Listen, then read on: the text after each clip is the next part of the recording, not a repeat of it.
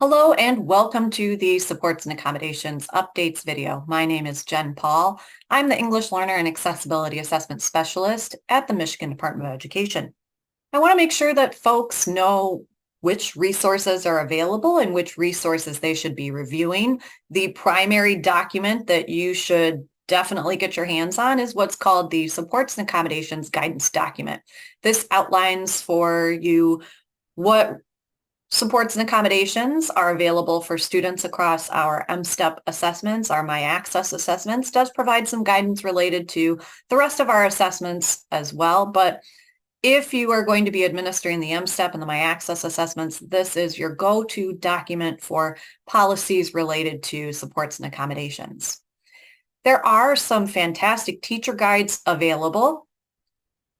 We have the M-STEP guide for teachers of students who are visually impaired, the M-STEP guide for teachers of students who are deaf or hard of hearing, and also the M-STEP guide for teachers of students who are English learners. There are also a number of video support options that are available to help educators learn more about what options students have as they take our state assessments. And just a little bit more on those videos, there are actually 4 videos that address providing supports and accommodations for students who have hearing impairments, are English learners, have visual impairments, or students who may need text-to-speech or read aloud as an option. These can be accessed by going to any of our state assessment web pages. And as you review these documents and resources, you're going to definitely be coming across some terminology that you're going to need to know about. We have labels for all of our supports and accommodations, and they fit into these categories in this framework of universal tools, designated supports, and accommodations. Universal tools are going to be things that are available to all students, and the use is primarily student-driven. An example of this would be a highlighter, an embedded highlighter, for example, within our online state assessments that's available all the time for students to use on the M-STEP assessments. Designated supports is another category.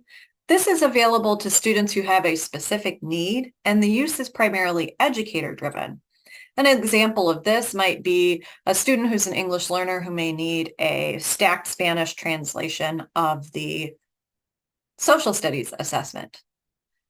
This would have to be a decision that would be made in conjunction with the student, what their abilities actually are, but then again is something that the educator has to also enable within the system itself. And the last category is what we call the accommodations category. This is available to students with disabilities or those who have 504 plans whose need for that accommodation is outlined in the IEP or 504 plan. It has to be documented in one of those places in order for a student to actually use that support or accommodation. Just because a student is a student with disabilities does not necessarily mean that they have access to everything that is available within the accommodations category. So it is important for educators to make sure that they have a good understanding of what's in the students' IEPs or 504 plans and really know their students and what the students might need. If you have any questions about anything related to supports and accommodations, if you need help deciding what might be possible for a student, maybe you don't see something listed within the supports and accommodations guidance document and you're wondering if it is possible for a student to use it, please send us an email at mde-oeaa@michigan.gov or feel free to give us a call at 877-560-8378. Thank you.